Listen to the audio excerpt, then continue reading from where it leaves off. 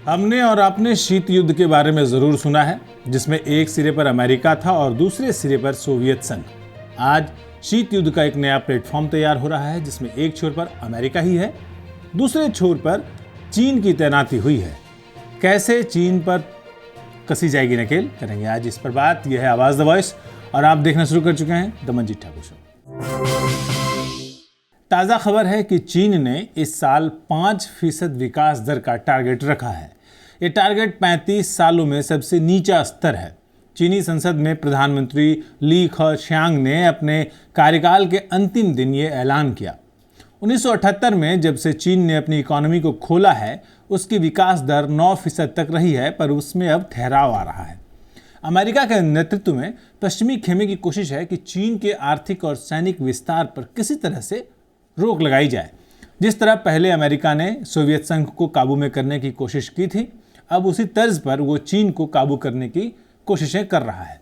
क्या अमेरिका अपने इस प्रयास में सफल होगा? सवाल ये है कि अब शीत युद्ध की तरह दुनिया की अर्थव्यवस्था दो भागों में बटी हुई नहीं है। ऐसे में पहले वाली स्ट्रेटेजी कारगर साबित होगी या नहीं, इस पर सवाल या निशान है। आज दुनिया भर की इकोनॉमी एक दूसरे से जुड़ी हुई है। वो एक ध्रुवीय भी नहीं है, अब वो दो ध्रुवीय भी नहीं रहेगी जैसा कि चीन चाहता है। अब दुनिया मल्टीपोलर हो रही है और इसमें एक बड़ी भूमिका भारत की होगी। ये भूमिका विश्व व्यवस्था में बैलेंस बनाने की भी होगी, लेकिन उसके पहले हमें चीन की जवाबी ताकत बनना होगा। पिछले कुछ वर्षों में पश्चिमी देशों की चीन विरोधी रणनीति ने धीरे धीरे अपनी जगह बनाई है। इसमें सबसे बड़ी भूमिका पिछले साल यूक्रेन पर हुए रूसी सैनिक हस्तक्षेप ने निभाई। यूक्रेन में रूस की जिद के पीछे चीन का हाथ नजर आने लगा है। पिछले हफ्ते भारत में हुई G20 की 2 मंत्री स्तरीय बैठकों में वैश्विक राजनीति का ये टकराव खुलकर सामने आया। इस घटनाक्रम का दूरगामी असर होगा, जिसके संकेत अभी से मिलने लगे हैं। नवंबर में G20 का शिखर सम्मेलन जब होगा, तब ये चुनौतियां ज्यादा बड़े तौर पर सामने आएंगी। रूस मानता है कि ये सम्मेलन वैश्विक अर्थव्यवस्था और विकास वगैरह के मसलों पर विचार के लिए है, युद्ध पर विचार करने के लिए नहीं है। जबकि पश्चिमी देश ये मानते हैं कि युद्ध से दुनिया भर की अर्थव्यवस्था पर प्रभाव पड़ा है। संयुक्त राष्ट्र का जन्म दूसरे विश्व युद्ध के दुष्प्रभावों को दूर करने के इरादे से ही हुआ था, लेकिन शुरू से ही महाशक्तियों के बीच प्रतिस्पर्धा शुरू हो गई, जिसे हम शीत युद्ध कहते हैं।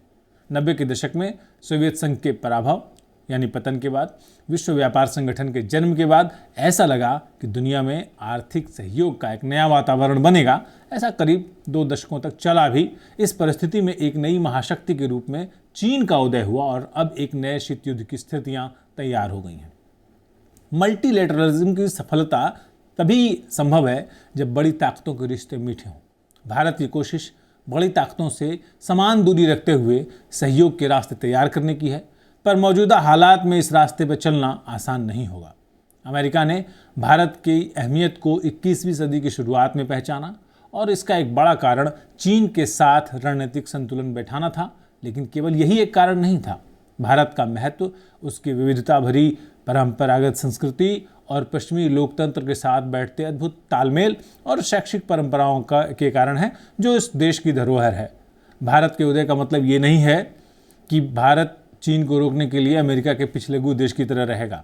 पाकिस्तान नहीं है भारत, बल्कि यह है कि चीन की अराजक और आक्रामक प्रवृत्तियों के सामने वो एक बैलेंसिंग फैक्टर के रूप में उभरेगा, ताकि दुनिया में न्यायपूर्ण व्यवस्था कायम हो सके।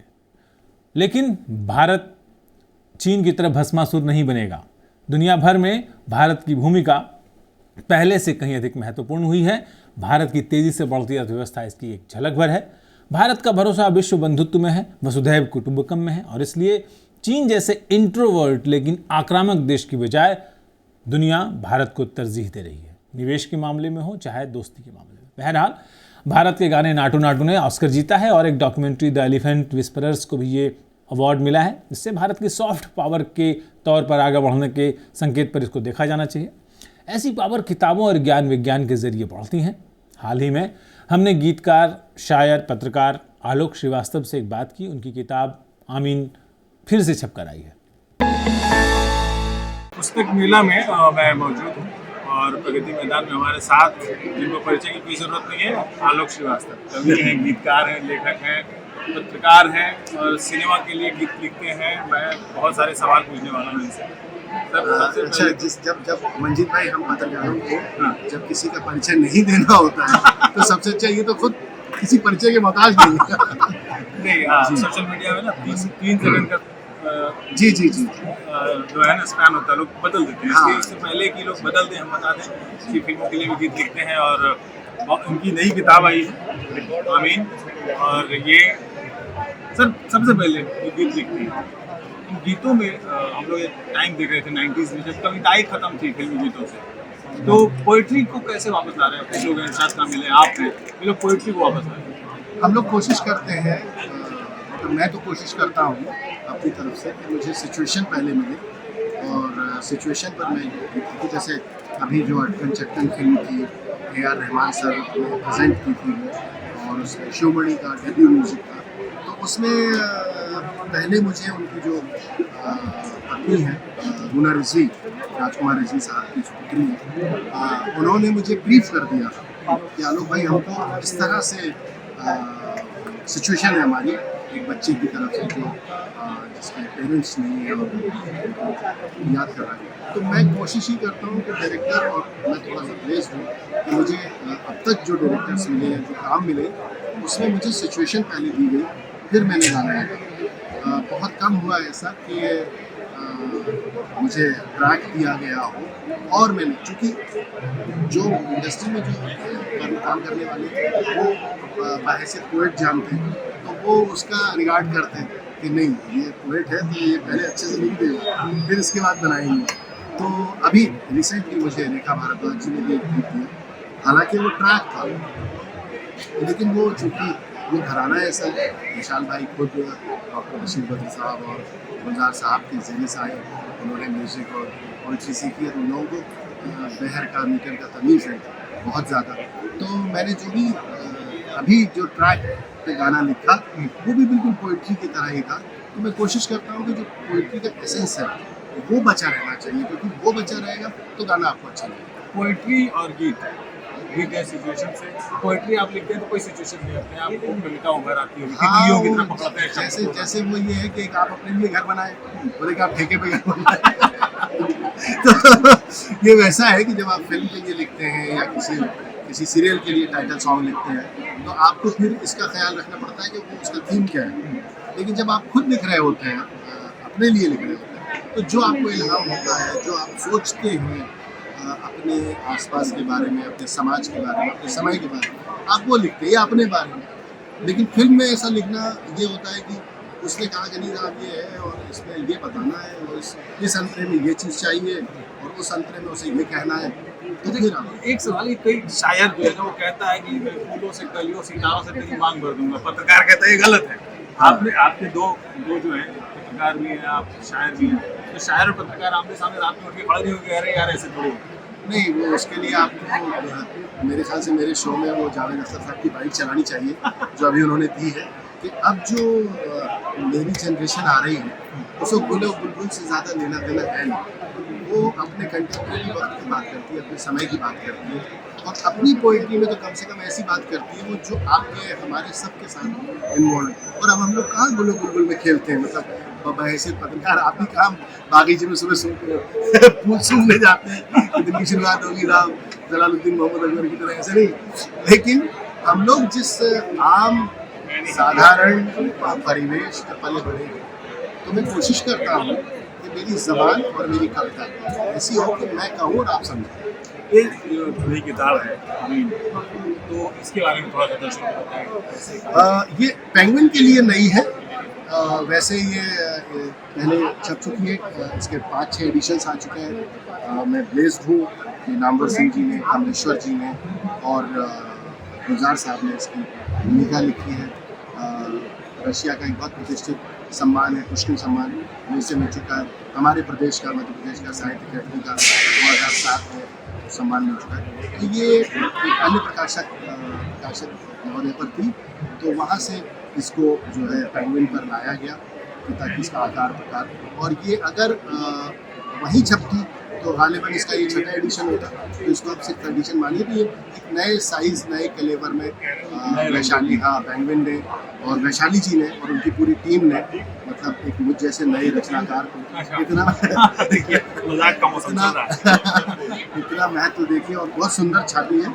और अभी मैंने जिन लोगों को दिखाई और जिन लोगों ने ये पढ़ी, उन्होंने सबने ये कहा कि पुराने वाले से सुंदर लग रही, जबकि वो बड़ी प्रॉफिटेबल बुक जैसी थी और उसको जिन्होंने छापा था बहुत मन से उन्होंने भी छापा था। पढ़ने वाले हैं। हाँ बिल्कुल है। ये इस गलतफहमी में मत रहिए कि नहीं है, वरना ये क्यों छापते बताइए। इतना बड़ा पुस्तक मेला है, आप और हम पसीने पसीने हो रहे हैं, यहाँ पे इतनी उमस है और इतनी गर्मी है। ये गर्मी है या ज्ञान की वजह से, ज्ञानोद्रेक से निकल रहा है? जो भी है, तो उस अगर पढ़ने वाले नहीं होते तो ये तो खाली होना चाहिए था पंडाल, या तो कोई होना नहीं चाहिए था। तो पढ़ने वाले हैं और पढ़ने वालों को इससे फर्क नहीं पड़ता कि सोशल मीडिया क्या है, फिल्में क्या है, OTT क्या है, वो भी हैं उनके लिए, लेकिन पढ़ने वाले हैं। पढ़ने वाले हैं। तो अभी तो हमारी बातचीत छोटी रहेगी। ये किताब आमीन छठा एडिशन है। जिन्होंने नहीं पढ़ी है वो पढ़ें, और जिन्होंने पढ़ ली है वो दोबारा पढ़ें। ये हम कहेंगे किताबों की दुनिया में हम यही कहते हैं कि आप पढ़ें, अच्छा पढ़ें, खूब पढ़ें। इनको हम छोड़ेंगे नहीं, इनको हम स्टूडियो बुला के लंबी बातचीत करेंगे। यहाँ पे थोड़ा सा भीड़ भाड़ है, लोगों को दिक्कत हो रही है आज की किताबों की दुनिया में। यहाँ एसेंस है। एसेंस तो ठीक है, लेकिन शोर भी है। चलिए, बहुत बहुत शुक्रिया।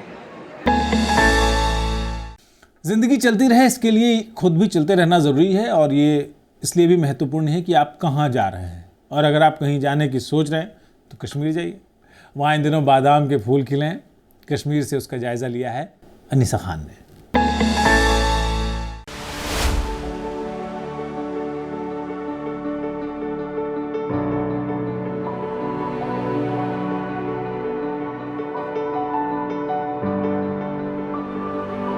आदाब नाजरीन, खैर मकदम है आपका आवाज़ द वॉइस में। आज जो है हम जैसा कि आप सब लोग जानते हैं, कश्मीर जो है वो अपनी खूबसूरती के लिए काफ़ी मशहूर है। चाहे विंटर की बात करें, स्प्रिंग की बात करें, समर की बात करें या ऑटम की, हर मौसम की अपनी एक खूबसूरती है, एक चहल पहल है। तो स्प्रिंग का आगाज़ यहाँ जो है वो ऑलमंड केन ब्लॉसम से शुरू होता है। आप देख सकते हैं जो शगुफ़े हैं, कितने खूबसूरत शगुफ़े खिले हुए हैं पेड़ों पे। ये जो जगह है ये कोहिमारान के दामन में मौजूद है, जहाँ तकरीबन ये बगीचा जो है वो 300 कनाल का बगीचा है, जिस पे 1500 किस्म के बादाम के पेड़ मौजूद हैं। हमारे साथ काफ़ी टूरिस्ट जुड़ चुके हैं जो कि डिफरेंट जगहों से आए हुए हैं। हम इनसे बात करते हैं कि इनका एक्सपीरियंस कैसा रहा यहाँ आके। सबसे पहले मुझे लगता है ये बादामवारी ही आए होंगे। हाँ। तो मैम, कैसा लगा आपको बादामवारी आके? बहुत अच्छा है, एकदम नेचुरल है। और कश्मीर तो वैसे भी जन्नत है ना, कश्मीर तो कश्मीरी है। और बहुत अच्छा है यहाँ का माहौल, कुछ डरने जैसा कुछ भी नहीं है। कुछ हमें ऐसा लगा ही नहीं कि यहाँ कुछ डर जैसा माहौल है। सब लोग बोलते उधर आतंकवादी रहे आते हैं, परेशान करते, आम जनता को परेशान, ऐसा कुछ है ही नहीं। और कल हम लोग सोनमर्ग गए थे, वहाँ भी बहुत ही नेचुरल आइस, ये वो बहुत ही अच्छा है, सुकून मिलता है यहाँ आके और घूमने का मजा आता है। बहुत ही अच्छा है। और डेवलपमेंट के लिए तो इनको पूछे, ये बहुत बड़े इन्वेस्टर है। अच्छा है इधर का डेवलपमेंट, रोड, रास्ते, इंफ्रास्ट्रक्चर काफ़ी अच्छा है। कश्मीर में भी हुआ है। आदमी सब लोग, पब्लिक भी डराती है, बाकी और ख़ास कुछ इतना टेंशन वाला कोई बात नहीं है। हमने काफ़ी टूरिस्ट से बात की, अच्छा लगता है उनकी ओपिनियंस जानना कि हर एक की एक अलग अलग ओपिनियन होती है। हमारे साथ और एक मेहमान यहाँ जुड़ चुके हैं, और एक साथी हैं इनके साथ। तो सर, मैम आप बताइए, आप लोगों का क्या एक्सपीरियंस रहा कश्मीर आके? कश्मीर हमको बहुत अच्छा लगा। ये इसे कश्मीर इज द हेवन। ये जो कश्मीर मिस करेंगे तो ये स्वर्ग में नहीं जा सकेंगे। इसके लिए कश्मीर हम लोगों को बहुत अच्छा लगा और बहुत पसंद आया, ब्यूटीफुल। अभी हम बादामवारी के बिल्कुल बीचों बीच खड़े हैं, जहाँ पे एक बहुत ही प्यारा फाउंटेन है। आप देख सकते हैं बच्चे जो है यहाँ खेल रहे हैं। ऐसा लग रहा है बाहर जो है, बाहर की शुरुआत हो गई है। सब लोग पिकनिक मना रहे हैं, कहीं बच्चे खेल रहे हैं। बहुत ही अच्छा लग रहा है लोगों को ऐसे विंटर के बाद मौसमी सरमा से वो बिल्कुल बाहर आ चुके हैं, एंजॉय कर रहे हैं इस बहार को। तो नाज़रीन, आज हम आए थे बहुत ही खूबसूरत जगह पे, जैसा कि आप सब लोगों ने देखा, बादामवारी।